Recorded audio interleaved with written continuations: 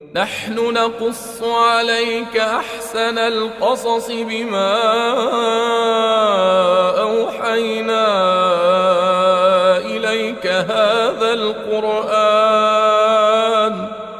وإن كنت من قبله لمن الغافلين.